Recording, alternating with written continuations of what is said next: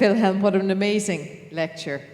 Totally captivating and compelling, and has thrown up so many issues. I also present a program on BBC called Sunday Sequence, and we have discussed many ethical and big moral questions about reconciliation, about legacy, about forgiveness, but we have not discussed the role of betrayal in reconciliation. So you've given me an idea for a future discussion. So I'm going to give you a little break from chatting. I'm going to bring in our other guests, first of all, to pick up on some of the points and the main substantive points that you've mentioned in your lecture. And I suppose the first one, Cathy, do you go along with this idea that with reconciliation and betrayal, that they are aligned in some way, that there is a very short path between reconciliation and betrayal? Well, definitely I think there is, and I wouldn't have really done a lot of thinking myself around that, so it's also been interesting just hearing a bit more of what you're saying. My experience of being a South African would be maybe a little bit different, coming from different families, different backgrounds. You referred to being a white Afrikaans background. I would be from a white English-speaking background. And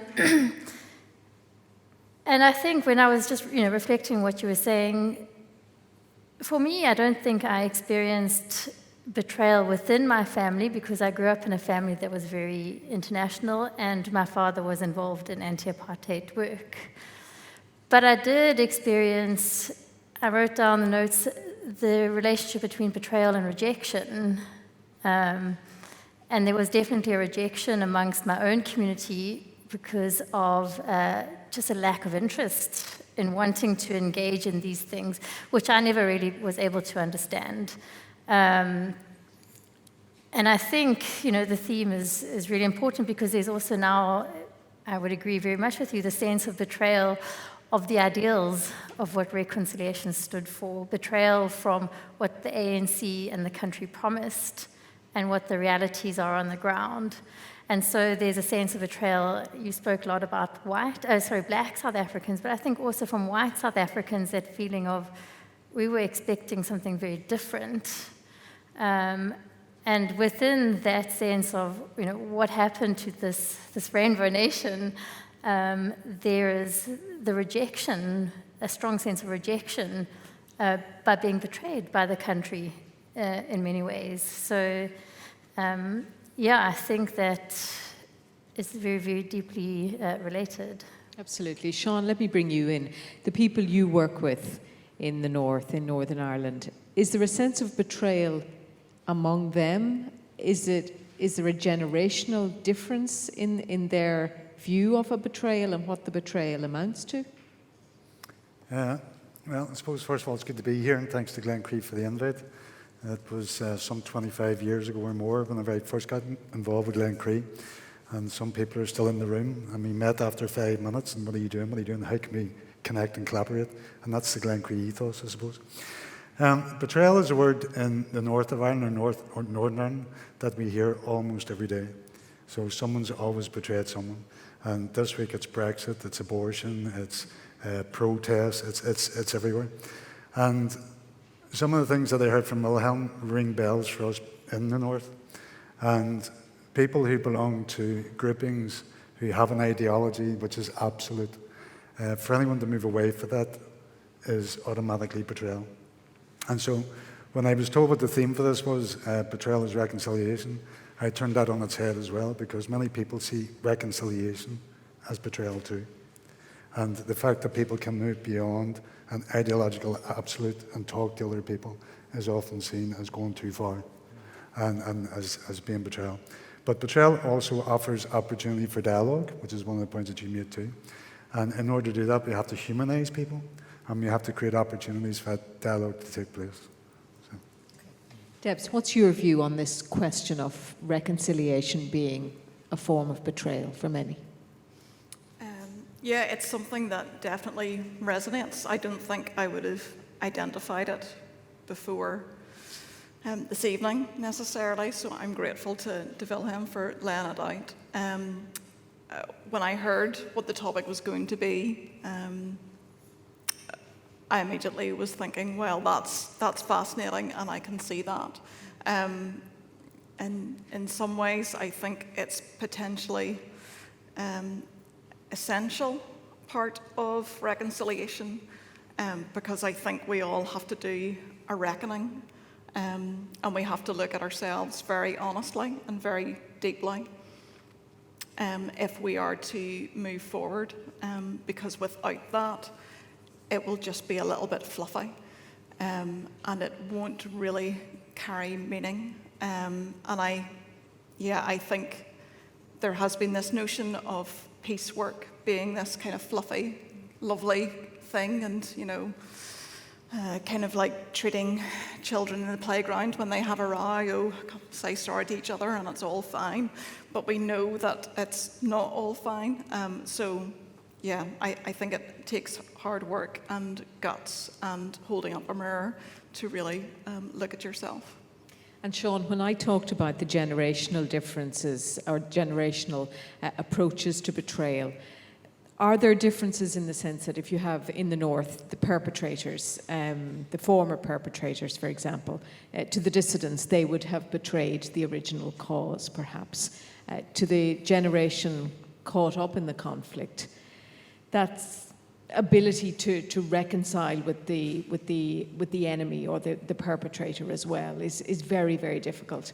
And then today's generation of people perhaps expecting more from, as Wilhelm said, expecting more from the peace dividend and not getting it. And that too is a betrayal. Will you talk us through some of those points? Okay, that's an easy question. I suppose for me, in the groups that we work with, and we do the single identity work and the intergenerational work and all sorts of stuff, but most of the combatants who went through the prison system, for example, would have had contact at different periods in their prison life with people from other combatant groups. And so it wouldn't be strange for people who were very much enemies to actually have a personal relationship. And we find that over time. And then with segregation in the prisons, those relationships change. We find that people who have been through the conflict, the war, whatever people call it, who have been through imprisonment, who have been through all the hardships, actually find it easier to try and reconcile than those that haven't. And there's a number of different things that are happening now, in my view, and I speak personally, of course. A lot of young people now and we've seen videos this week, and photographs this week of different armed groups making statements. And one was from the new IRA, and it was for a Channel 4 documentary. And they said that we have people in our ranks who belong to what was the provisional IRA, and we have that expertise, and we have that connection, and again, come back to the ideological absolute. But actually, most of the members were born post-Good Friday Agreement. And so those would be new recruits and young people who have never been involved in the conflict, have never seen the consequences directly of conflict. And they feel the people who have chosen a different path based on their experiences as having betrayed that ideological absolute. And that's the narrative that they're being sold. We also see some young people who come from families whose mothers, fathers, brothers, uncles, aunts, sisters were all involved in conflict, or were involved in the security forces, and now all of a sudden they don't have an opportunity to be either. And so they feel almost as if they've been denied an opportunity to fight for their cause, and they feel a certain amount of betrayal in that. And so part of the work that happens in some of the groups that we work with is to try and take those young people who are vulnerable then to recruitment, for example, and to give them a different outlook and to give them different pathways. And that type of work is not easy. And that type of work is the type of work that is funded by the International Fund for Ireland, who take great risks in the programmes that they offer that others don't, and the likes of the Department of Foreign Affairs. And it's key to say that sort of thing, because this work goes on, and it's not very often that people get an opportunity to come to a panel and say what's going on. But there's a powerful amount of work that goes on and has gone on, and Deb's and that will tell you the same. And a lot of it is sensitive, and a lot of it is fairly underground or secret or behind closed doors. And without support of certain people, it would never happen. But we also then need the Glencrees and the individuals who can step outside of their own tribe and take risks as well, which I think is what Debs was saying. Yeah, absolutely. And Cathy, if we don't recognise betrayal in the whole equation of getting to that point where we're at peace with each other, aren't we just condemning future generations to continue to live in the past? Sure. Interview question. I don't know. Are we condemning young people to live in the past if we're not engaging with the question of betrayal? I don't know if it's maybe as black and white as that, because to me, a big part of in working with young people and trying to engage with how do we do reconciliation, a lot of the work here has been focused on the past and trying to engage with that. And I agree, maybe not at all engaging in that question of that sense of betrayal.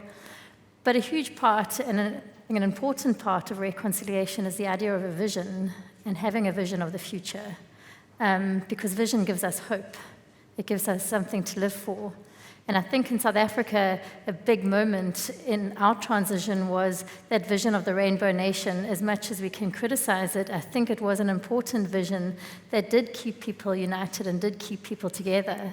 It was a vision, I would say, of the common good. And I think equally here, there was the Good Friday Agreement that gave people that hope.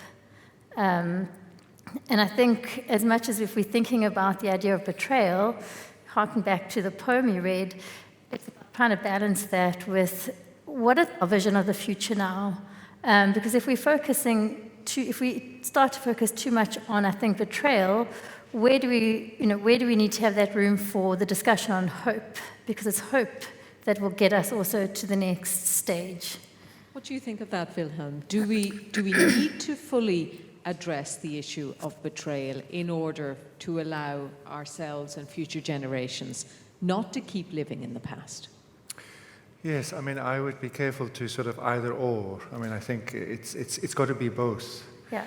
I think all I'm trying to emphasize, and I'm surely not suggesting it's, like a magic recipe. If we can fix this issue around betrayal, then we'll be grand. I mean, then lots of other things need to happen. I think the only sense I'm getting is that it's something that tends to be a bit neglected, and that therefore we build up the hope, we build up the vision, and then somehow we just get into these cycles, intergenerational cycles of going back to some sense where we were, or still retreating into our tribal kind of comfort zones. And it's just trying to find a language and trying to find processes that will perhaps get to some of those deeply rooted issues that's not easy to get to. And one way to talk about that would be to say, is there perhaps some kind of a sense of belonging, a sense of memory, a sense of these kinds of existential connections we have that needs to be transformed if we want to get to reconciliation. And if we don't, then you do get stuck, I think. And so it's really trying to find a way through that. Do you agree, Debs? Yes. I'm not going to... Well, I think honesty is hard. And a lot of people don't want to go there because that will reveal things about themselves and where they've come from that I think can be deeply painful. So I think there's always that potential for people to want to avoid, and I think that we have been very good at avoidance and denial and all of that stuff in our journey with peace. So yes, it is... It's interesting what Wilhelm was talking about, that sacrifice in terms of those kind of covenantal kind of roots and so on. And yet I think there's a parallel in terms of doing this work, that there's a kind of sacrifice that hopefully is less bloodthirsty and is about a letting go. That can't be underestimated. So I don't think it's something that can be taken for granted or, oh right, let's all get on with this betrayal business. Like it can't be written off lightly. So it's a serious journey. And Wilhelm, I was very interested when you were talking about when you were quoting Uno Higgins O'Malley in that poem, and the ancestors and our ancestors looking from them, then looking to the future generations. And I was wondering, do we need our ancestors' permission to let go of the betrayal? How does that happen? Sure. Well, this is really fascinating because in the South African context, in the broader African context, there's a much more alive sense of ancestors being critical parts of your family system. Like, it's not as if this is some little relic from the past. There's a very real sense of the presence and the importance of those relationships. And so for me, one of the gifts of being in South Africa has been to have Black South Africans say to me, don't reject your grandfather. He's your ancestor. In our culture, we respect our ancestors. But that does not mean we agree with what he did. And the question is, are you willing to commit your life to address the legacy of his actions? And that somehow they might even go further and say that perhaps he's also changed his mind, whatever, where he is. Like, the assumption I think somebody would make is that your ancestor today is still the same person they were 40 years ago. We don't know that. It's an assumption. It's quite possible that they actually have perhaps a sense of appreciation that our children shouldn't suffer what other people have suffered. So I think in my case, it has been helpful to almost find a way to open up that energy and to actually say, I do not agree with my father's point of view, and with my Black South Africans' help being midwifed into an acceptance of ancestry and a commitment to change, also for his sake, almost, because I'm almost his representative. So it becomes this lovely healing journey if you're willing to enter into relationships with those across the conflict divides. I don't know what that would mean in this context. Yes. I would be Seán, careful would you to pick up draw. on that? There's a couple of things there for me. In terms of legacy, legacy is everything. For people of my age, 21, who grew up during the Troubles, that's all we have, and our whole life sort of converges around that. And our politicians are heart scared of trying to deal with the legacy issues because it's a poison, it's chalice. And yet the people who were combatants find it a lot easier to actually deal with some of those issues and deal with them very honestly and very upfront with each other. And if you look at the situation in the Balkans, the 1990s war happened because the legacy of the Second World War wasn't dealt with.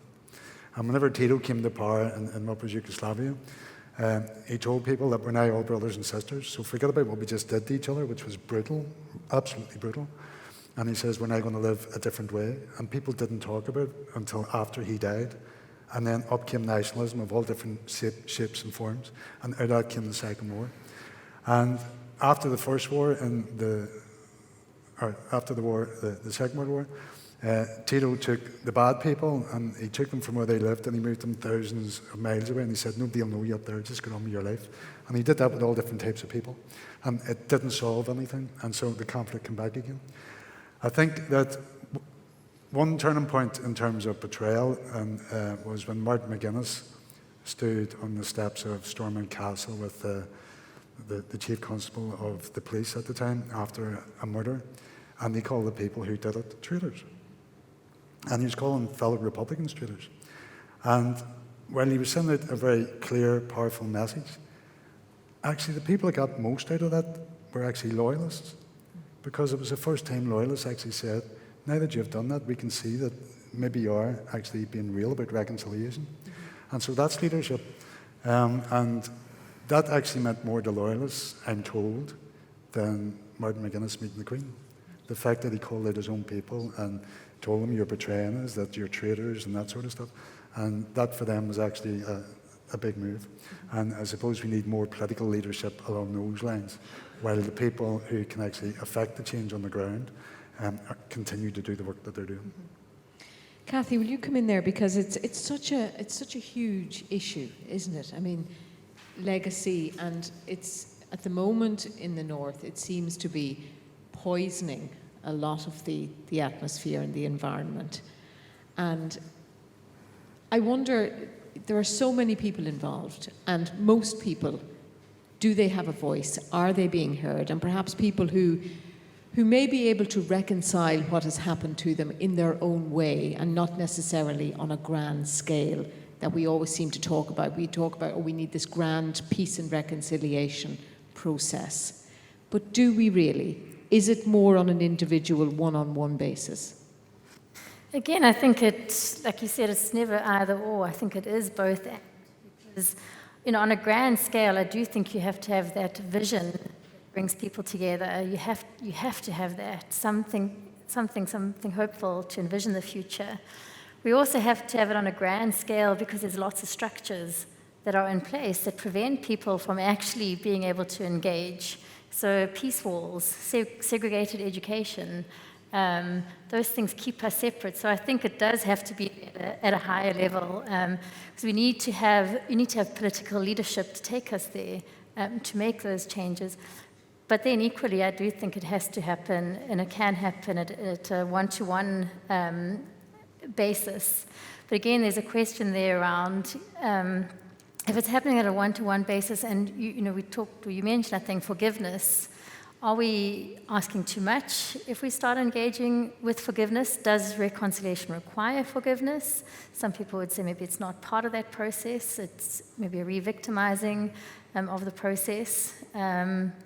So, yeah, I think, well, to answer, I think it has to happen at both. But if I can also just say a bit more on the whole thing of betrayal, if we're talking on a one-to-one at an interpersonal level on reconciliation, we start talking about betrayal. It's interesting you said in South Africa you're doing it in single identity work, because I can imagine if we start talking about betrayal, where does blame come in?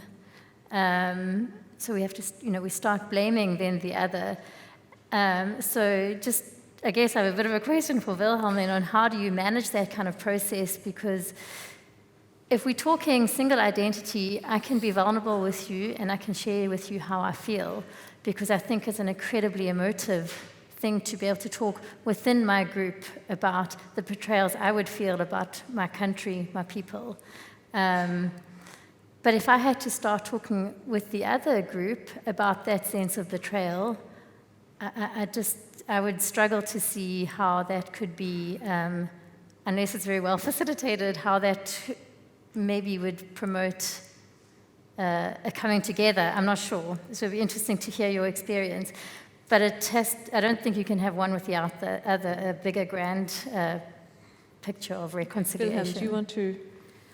Yeah, I mean, it's fraught. I mean, racial relationships in South Africa is fraught. I mean, and many younger white South Africans who don't have a history of political conscientization or an awareness of what whiteness represents, the historical associations with what it means to be white, all the stuff that gets triggered, can become very indignant in those kinds of dialogue settings to be blamed for apartheid, because I didn't do it, I wasn't involved, I didn't vote for it, etc. So if the younger generation amongst young white South Africans become defensive and angry about what is being put, as it were, on their plate, then it really does add fuel to the fire. And so some of the single identity work is really trying to almost prepare white South Africans to be more aware when we go into the racial reconciliation spaces, and perhaps be a little bit more open and willing, before I talk about my sense of betrayal, to spend more time trying to understand the story of the previously marginalized groupings. And it's very hard I think, for people to, you're talking about the grand scale, even the grand scale, like you're saying, understanding what it means to be white, or what it means to be Protestant or Catholic, whatever, nationalist, to understand that in the big picture, when you haven't actually experienced the height of the Troubles or what apartheid was, you haven't benefited from that system. It's very, very difficult to try and even connect those dots of like, yes, I have all this privilege, but actually in my day-to-day, I don't feel privileged. Yeah. So, a lot of work needs to be done to try and almost like re-educate ourselves, to make us aware of what it means to be white, in the bigger sense of this, so that you don't take it so personal when people get angry at you, because it's not just about you, it's about what you represent. And then to find a way to work through that without becoming defensive, because otherwise you just get into cycles of anger, defensiveness, And so to find a way through that, I think I don't have an easy answer, but I think that's for me where we can't even use the language of reconciliation in South Africa. I mean, young black South Africans feel like, how can you even use that language? Because you look at how much we've given, look at the generosity of spirit, and you're still sitting with all your privilege and your wealth and your land. So it's cheap reconciliation. It's compromised. So we don't even want to use that language. So as a white South African, I cannot be part of a project that is called reconciliation unless it's combined with justice, social justice, and unless we find ways to make that more visible because of this sense of it's just superficial. It's just basically using and abusing the rainbow nation. I mean, they talk about rainbowism as this kind of ideology of superficial reconciliation, and we are tired of that. We need to get to the roots of the issues. Can you identify with that, Debs, here as well? Yeah, well, I was just thinking as Wilhelm was speaking there that I'd heard recently from a marketing, PR, communications point of view, the word reconciliation is like that's old hat, like that's gone. So if you're involved in this kind of work and wanting to promote what you do, apparently reconciliation is not the word that you want to use. So I'm kind of going, no, hold on here, because I think it's absolutely kind of fundamental, and I wonder, and I'm thinking out loud, is it because we have lost the justice piece? We've tried to do this work, but actually it hasn't gone deep enough, and we haven't actually really had that kind of reckoning and that engagement with what is justice for everyone. You know, what is the common good, and what is our part to play together as we work for that. And so I suppose that's the work that's left for us to do. And Seán, it's fascinating listening to Wilhelm there, because there was for a very long time the South Africa's Truth and Reconciliation Commission was what we all aspired to hear. All these things, terminology, words and structures and processes, all mean different things to different people. And quite often if you use a certain term a certain way, then some people feel that belongs to them, not us, and that sort of stuff.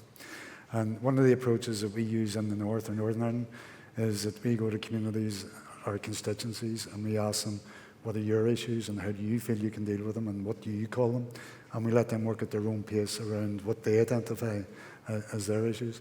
And quite often what we find, for example, with armed groups, is that when you have a formally armed group that makes a collective decision that it's going to go in a different direction, it doesn't take everyone with them. And there's a smaller group of people left, and people come and go from that group.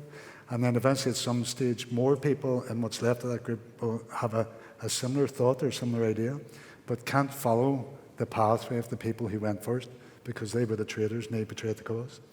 And so part of our role is to try and help those people then, try and identify different pathways that they're happy to work along, which isn't seen as a betrayal, either to the people who they're going to leave or the people that left before that they call traitors. And that's the difficulty that we're caught in. And whether that's peace building, whether it's reconciliation, whether it's something else, who knows. But every group calls it something different. And, what you do with one group here could be very different with what you do with another group 10 miles away. So, Wilhelm, what's the end point to all of this? I moderated a radio discussion recently on, do we talk too much about reconciliation and the need for reconciliation? Do we remember things too much? Do we commemorate too much? Are we almost preventing ourselves from moving on and living in the present and looking to the future by continually looking at the past? Sure. I mean, you're opening up a big conversation, but I think the bottom line is the past is not past. It's an illusion. We're living it, aren't we? It's in us. It's in our communities. It's below the surface. It's often trauma, as they say, the body keeps the score. The issues are in the tissues. Yeah. Like we literally embody intergenerational trauma in all kinds of ways. And there's no way we can avoid not dealing with it. And I'm not saying that we need to overemphasize it and only focus on that. I love your emphasis on the future. And, when I work with some of the community groups, and like the one facilitator we work with is a wonderful, black colleague who would just say, if we have just problem-saturated narratives, we lose our imagination. We need to recover a sense of dreaming and imagining. What is your vision? Then we start to deal with the other issues as well. So it needs to be framed within an inspiring context of becoming fully human as far as possible together. And to overcome this kind of dehumanizing divides between us. Do you agree with that, Seán? In the sense that how do we stop the past strangling our future? Do we because I'm thinking historically in this country, are we all still bound by events of 100 years ago? I mean, how big a shadow does that cast over today's generations? Well, anniversaries are always a good opportunity to recruit new people, right? Whenever families have a 50th wedding anniversary or 100th birthday, whatever, everyone gathers together. And it's the same thing in the political world or whatever it is. The state does commemorations. The state brings everybody out on the street and brings its army out and marches up and down and has flags and bands and whatever and says, 100 years ago we were great. And then other people come out and sort of say, we're the same people that did that 100 years ago, we're great too. And sometimes it goes beyond 100 years, and we're in the decade of centenaries now, et cetera, et cetera. But it's not so much about commemorations, because people will always commemorate. We always have to honour our ancestors in some way. But it's how we do it and where we do it. And if you do it within and amongst your own, quietly, then you're doing a certain thing maybe. But if you're doing it in someone else's territory, very loudly in their face, then maybe that's something else.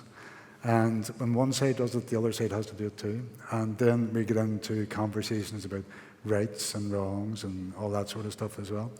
And it can feed, obviously, into the perpetuation of conflict and violence and all that sort of thing.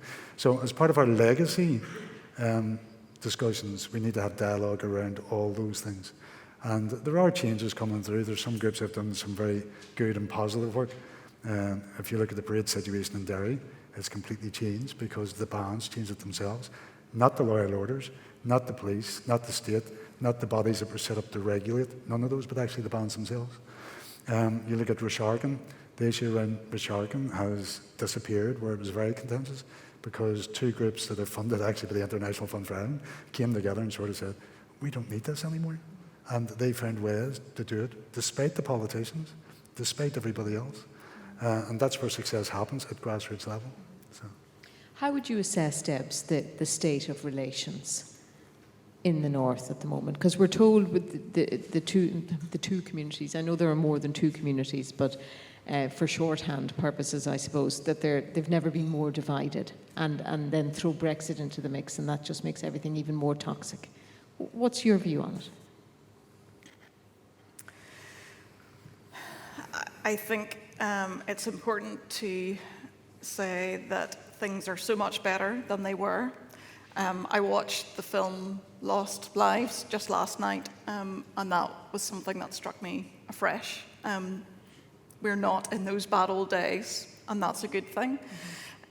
But definitely, we have more structured divisions, I think, in our society. Our education system, housing, so many things. Culturally, we still seem to be go to our own little kind of sides and our corners. And I think in terms of it's great that we are becoming more diverse, but I think that there is still a kind of a tokenistic approach to that, and it's there's a politeness there that doesn't really actually welcome and celebrate diversity yet. I think the Brexit dynamic is making things very unstable for multiple reasons. It will be interesting to see over the next few years what young people will be saying in terms of, do they want to stay here? And I think that there's already some signs with some research and surveys that have been carried out that young people are looking to leave. And I think for a few years, more young people had been wanting to stay, but I think we're heading into dangerous territory of people wanting to leave again, and that's not going to be good for us. That's another indicator. there are the re-traumatizing effects of the fact that we're trying to deal with so many legacy issues. So that is difficult. So there are some who understandably are saying we're stuck in the past and we keep going over this and over this. But yet, a colleague of mine just did some research quite recently and published it in the last year and a half or so, and he's developed a resource that says, it's voices of young people, you know, I haven't been affected by the conflict, but, and the buts are all the examples of how they are affected by the conflict today. So whether it's a particular brand of shoe, Reebok, young people from Catholic nationalist background won't wear it because of the Union flag that's used as the logo, or certain, you know, I think, I can't remember where it is, but some towns are seen as there's a shopping day for the Protestants and a shopping day for the Catholics. And it's all these like very seemingly innocuous kind of minor things, but I think they add up. So I think the fracture lines are all the more apparent. I've heard of, you know, some increasing, so for example at Corrymeela, at the community there and the residential centre, so with groups coming on site, we've had greater incidences of say, racism and sectarianism. So all of that is very worrying. I suppose the only upside of all of that is that when it becomes overt, you know what you're dealing with and you can address that. And we have, you know, a lot of experience. Hopefully we've learned a lot. Hopefully we can keep doing that and try to address this stuff. And the more in your face it is, sometimes I kind of think that's an advantage. Yeah. Cathy, what do you make of that? I mean, it sounds like the past will always be with us, and maybe that's the case in every country that's come through conflict. I agree. I think the past will always be with us. I think, you know, again, thinking on the theme of reconciliation and betrayal, some people have said, you know, were we wrong, or are we wrong to have sold people a dream of reconciliation when in fact sometimes there seems to be so little progress, and there's a lot of betrayal in that because things maybe haven't changed or not changed enough. So are we wrong to be having this ideal of something that maybe is completely unachievable? But I think that it's still important to keep that term, that word, that ideal at the forefront, because to me, a lot of the issue is it's what you said, it's about justice. If we had done right to justice, to addressing inequalities, to addressing things like poverty in South Africa and here, human rights issues, if we had been able to do that, I don't think we'd be having the same conversations about the betrayal around reconciliation. And when you talk to young people here about their visions for the future, they're so aware of the divisions that exist between communities, but the discourse is changing. They're also concerned about the climate. They're concerned about inequalities, human rights issues. They're concerned about employment, about healthcare, about what's happening in Stormont. But like Deb said, there's also that understanding of, you know, well, Youth Action did that brilliant book, I'm not affected by the conflict, but.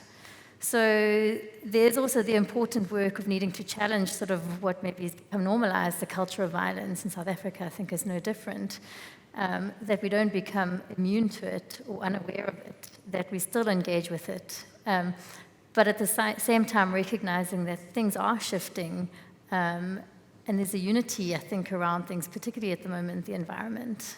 Seán, do you want to come in there? Yeah, I suppose I'm thinking of two things now. Lots of young people are moving away into other types of activism and away from the narrow conflict thing. And when you're talking about family betrayal, my oldest son, when he voted the last time, and me and him talk extensively about politics, he's very clued in, he phoned me and he said, I voted, Daddy. And I said, good. He says, but I'm sorry I didn't vote green. He said, I voted red. And I says, well, fair play to you. As long as you're happy with who you voted for, that's grand. You know what I mean? But he actually felt the sense of, like, that he was going to be the first one in our family, maybe for generations, who didn't vote a certain way. And he actually felt that. Right? That's one thing. But not all young people are in that place or space either where they are afforded certain opportunities. And there's lots of young people who still live in communities in the north of Ireland that are still militarised. There's young people who, when they walk into town, can be stopped 3 or 4 times by the police and can be searched under certain anti-terrorist legislation, and that radicalises young people. We still have communities that are under the grip and control of paramilitarism and organised crime gangs and things like that, which also brings a security response. And that lessens the opportunity for some young people to do certain things. So a lot of young people are able to move away and do other things, but an awful lot of young people are still caught in certain communities where the opportunity to do that sort of thing isn't always there. And again, that brings us back into this whole area of legacy, dealing with the past, betrayal, rights and wrongs, and all that sort of stuff. So. I'm going to open it up now to you, for you to ask our panel a question. So if you just raise your hand, we'll get a microphone to you, and we'll get as many of you in as possible. If you could keep your questions as short as possible, so that we can get us round as many of you as possible, that'd be great. Go ahead. Yeah. It's working okay. Just introduce yourself as well, and just direct your question. Just ask them to get your microphone, just so we can all hear on the you. right there, Yeah. okay. Oh, here, you go first. Take it away. Right, thank you. My name is Ken McHugh. I'm from Sport Against Racism. Just like to ask Wilhelm about using the words and abusing the words indeed. I just want to ask him about the current situation in South Africa, where people from different countries in Africa, black people from the likes of Nigeria, Zambia, for example, Malawi, are being murdered and forced into exile by their brothers and sisters. Not only young people, by the way, old people. But the use of the language by the African National Congress in describing that as xenophobia, well, in actual fact, it's a sense that the black South African is superior to the inferior blacks from other countries. And I think it's really important that if you have any influence over, particularly the leadership of the ANC, to make sure that language is not used. It's particularly galling for members of my family, from my Zambian family, who protected ANC when they were themselves in exile in Lusaka, to be thrown out of the country that they were thought to be, they would have fine brothers and sisters in. Thanks.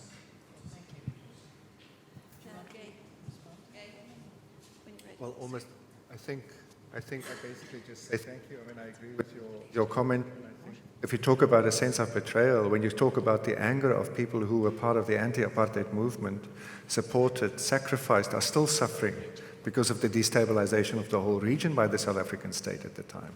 And then this is what is going on. I mean, it's a complex issue. I think there's a lot of dynamics that we don't have time to talk about, but broadly speaking, I agree with you that the way it is being spoken about by our current leadership is not helpful, and it doesn't always get to the bottom of the issues. I'm not going to say more. I just want to acknowledge that sense of deep anger and frustration and betrayal that your family in Zambia would feel. So let me stop there. Hello, I'm Gabriel Cosby. I'm a member of Glencree since its early days, and I've kept in touch since. I'm just wondering, when I was growing up in Ireland, we came to Ireland when I was only 4, my parents in retirement from England, and my father was 100% English. My mother had Irish, one generation back from Wales. But anyway, the interesting thing was my mother would always tease us and say, "You're just a load of mongrels, that's what you are," jokingly. Now, we have 1 in 10 of our population in this republic now born outside Ireland. Obviously, I'm one of them. And I'm just wondering, in your work, Wilhelm, and thank you for such a wonderful, wonderful explanation of all your work. It's wonderful. But anyway, I'm just wondering whether people of mixed origin, I mean, I know I'm not very mixed, but I am sort of. Right through my life, I've been conscious of being half English and half Irish. In practical terms, I'm Irish. I've lived here since I was 4, did Irish in school. But in many ways, I didn't have this hatred of the English and jokes about the British and all this. So I'm just wondering to what degree any of you, particularly Wilhelm, have a use for people who are mongrels. of one type or another. I don't. Anybody can come in. Anyone want to respond to that, Seán? Well, I have a daughter who's half Serb and half Irish, and her mother is a Croatian Serb, and maybe we're all mongrels, right? And maybe that's our pedigree at the same token. I think that, my way of looking at people is that if there's 10 people standing in the queue at the bank, and the bank gets robbed, and we all give a statement, we all give 10 different statements. So no matter whether we're a family, whether we're all tall or small, or white or black or green or orange or whatever it is, we're all individual people. And so diversity is about all kinds of things. And I think that we need to be open to all those things. But by the same token, I suppose we do have certain majority identities within our society too. And when they're in conflict with each other, then we have to deal with that, obviously. And just in terms of betrayal, one thought that came in whenever you were having your conversation that came into my head was that if you look at our armed groups in the north and the people who are fighting to liberate Ireland from the British, the Republicans, right? They kill more Catholics, nationalists, Republicans than anybody else. And they kill more of those people than they kill anybody else. Loyalists who are here to defend us and keep us British and all that sort of stuff kill more people who are Protestant Unions and Loyalists than they do the other side. Not that they want people to kill the other side, but there's something there too about these groups who are meant to be there to do something are actually betraying their own people, their own communities too. And whether that's individuals and mongrels or whether it's people that belong to their same group. So, half an answer. Yeah, no, and Wilhelm, just it struck me that it comes back to you talking about dehumanization and the dehumanization of others. And how do we get away from that? How do we see the enemy as just a human being, another person? Well, again, that's a huge topic, but in terms of the kind of work that Glencree does and other places like Glencree, I think for me that is one of the critical things, that I don't think you can think yourself into a humanization of an enemy. It's got to be some kind of a embodied, experiential, deep engagement that touches you beyond, sort of your prejudices and your stereotypes. It's almost like one of the themes that came through the research was that it's often the empathy, the compassion which you did not expect, like Jerry was talking about, almost being furious with himself because he felt empathy for those British families. And it really opened up a whole journey in his life around what does that mean in terms of my political convictions if this is the human cost of our actions. And he still has those political convictions, but he will not use violence anymore because he has now seen those consequences. So I do think there's some kind of a need for an embodied human connection, which you need to multiply as much as possible, because you cannot do that on a large scale, in my experience at least. Can I just jump in there again quickly? Years ago in the north of Ireland, we had these cross-community contact schemes, and people thought that if you bring people together, then naturally there's going to be reconciliation, all sorts of stuff. And I saw Ian White about there earlier. And before Cooperation Ireland was Cooperation Ireland, it was called Cooperation North. And they were one of the first groups that actually said, well, do you know what? It needs to be more than just contact. It needs to be meaningful. So there needs to be dialogue. There needs to be opportunity for people to come and challenge each other and be challenged. And I think that's the point you're making too.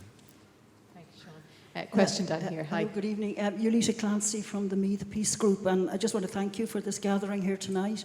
And also to give great praise to the late Una Higgins O'Malley, who was extremely supportive of small groups like ours in our work for dialogue. But I just wanted to take up on Wilhelm's point there about, I think it was Wilhelm, on dialogue, and another person mentioned hope earlier on.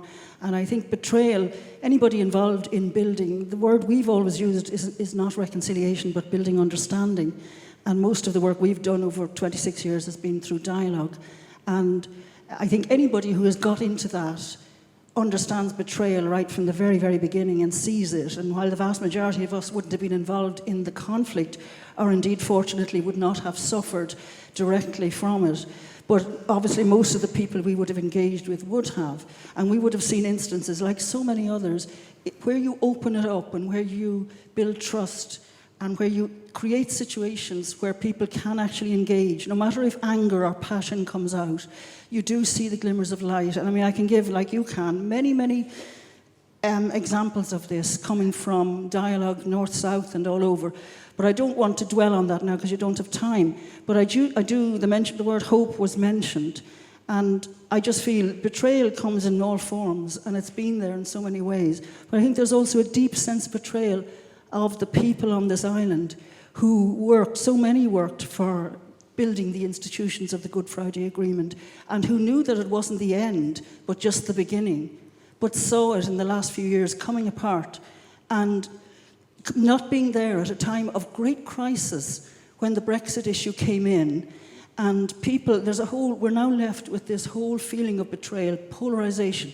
Unionists that we have known for 20-something years who feel betrayed now. And, we talk with them too, but it's just that is there. And how do we build that hope? How do we rebuild that now?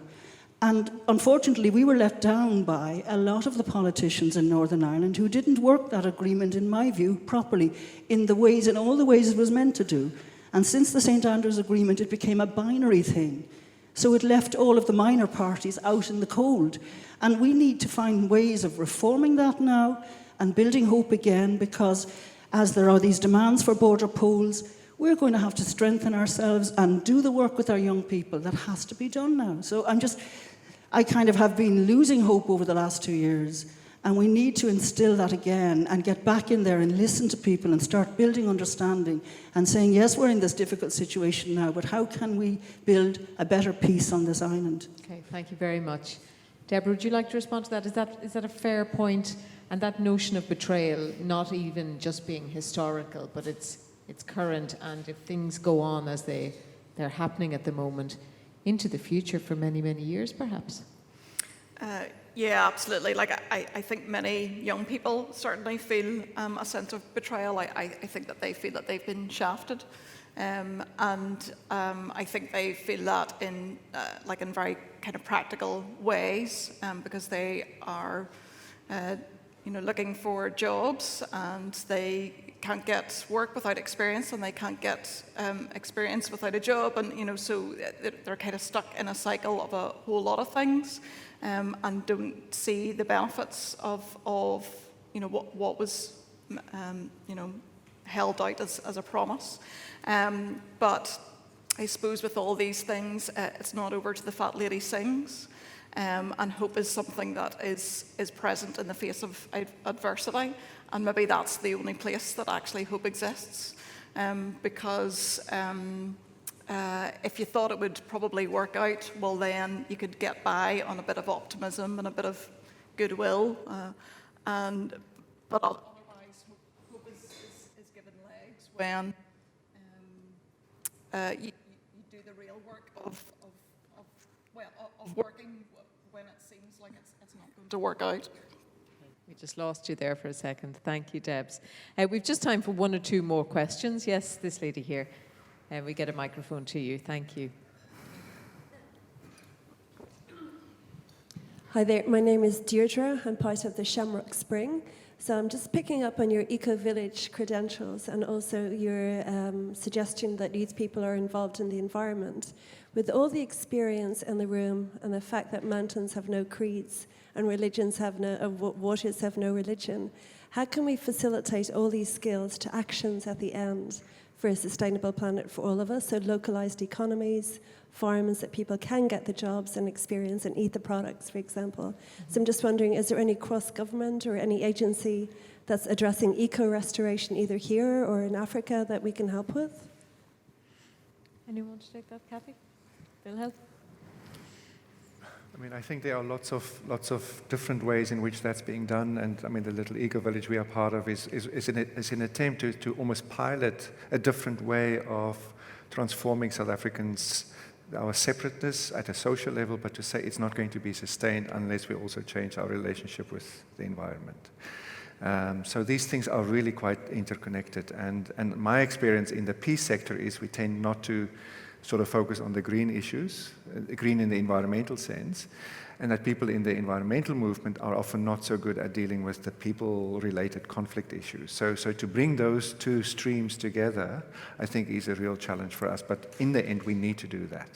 And I'm sure there are many people in the room who know more about the local context, but it's an urgent very challenging issue, but that's what's needed. I want to continue, but let me stop because there's other questions. Thank you, Wilhelm. We have someone down at the back, but this gentleman here first. We'll take you first. Yeah, sorry, my name is Deborah with Glencree. Just in relation to negotiating with our ancestors, I think, to be fair, the government down here has done that in relation to the decade of centenaries. I grew up and my history was just about the 1916 rise, and it was Republican, I suppose, rhetoric. But with the whole thing of the shared history or shared histories, I now found out that I had 3 members of my family in the British Army. Never knew that. There's commemorations on a regular basis, shared commemorations. People are negotiating the fact that they had different backgrounds.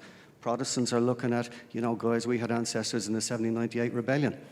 So we are engaging with our ancestors in a positive way down here. So I just wanted to put a positive spin on this because we've got into a bit of negativity. But there's a lot of good stuff using our negotiating with our ancestors. I'm going to use that. That's a great term. Thanks, Dave. A question down at the back, yeah? Thank you. Thank you. My name is Art O'Malley. My mother was Una O'Higgins O'Malley. But I wanted to ask for an opinion on dealing with legacy. In Hamburg this week, a man in his 90s is being prosecuted for actions during World War II. And we have the cases of the Bloody Sunday prosecutions. Is there a time limit on these things? Is there a moment when you bury the hatchet and say we have moved on? Yeah. Or must there be accountability? Does it come to what Wilhelm mentioned earlier about the personal embodiment of a situation, that you need to find a person and pursue them? Thank you, Art. Seán, would you start on that one? Okay, a couple of things there for me. You mentioned the Bloody Sunday families, and I've been privileged that they've done some work in the round, some of the stuff that's going on there. And I know for a fact that the Bloody Sunday families didn't want an inquiry that lasted so long and cost so much money. They knew what the outcome was bound to be, and they just wanted it resolved. So in our work, we work a lot with people who were combatants, either for the state or against the state or against each other, whatever it is. But we also work with victims too. And when you have a conflict, it's easy because you fight them, you don't go there, you don't do this, and you don't like them and all that sort of stuff. And whenever you emerge from that conflict and you're in the post-conflict situation, that's the most difficult part. And so our political processes in those sorts of situations don't work. And we see that in Stormont. And our politicians are chasing votes. They're not trying to save lives anymore. And as a consequence of that, things aren't changed to enable the legacy issues to be addressed the proper way. So when the systems don't work or need to be changed, there's not a will necessarily for the politicians to do that, because again, it's not about who won the war, but who's won the peace. And sometimes that battle goes on. And so for me, the difference is actually made on the ground. And when people suffer loss, they need answers. Now, those answers could be someone coming quietly and telling them, this is what we know happened. It could be a process, a tribunal, or whatever it is. But part of the difficulty about all this is that lots of information has been destroyed, deliberately or accidentally, or whatever it is. We've now gone, in the case of Bloody Sunday, we're now approaching almost 50 years. Lots of the people who are involved in some of these things have now gone, and the information and the knowledge that they had.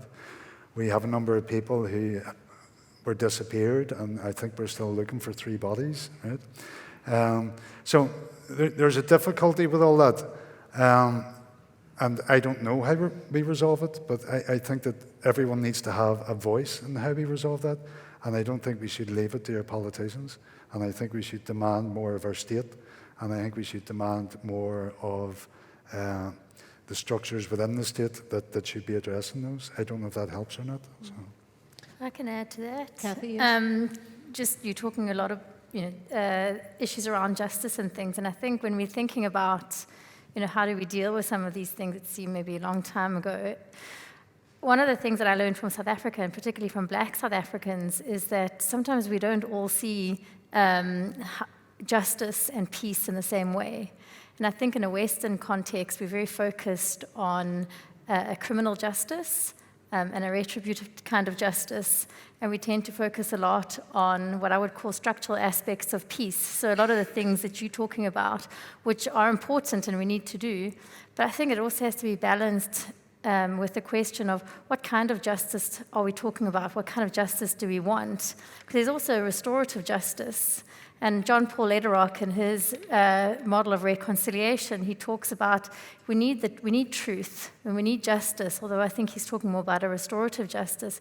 But he also says it needs to be tempered with mercy, and we need to have that conversation on forgiveness. And I think particularly in the North, and I don't know so much in the South, but certainly in the North, talking and introducing about the issue of forgiveness is a very, very sensitive topic and not always a very welcome topic. So I don't think it's a black and white answer, but I do think it is about needing to rethink our definition of justice and what kind of justice we want to see for the greater good. Any more questions from our audience? That was a terrific discussion. Thank you very much for taking part, and thanks to our wonderful panelists. Will you please give them a round of applause?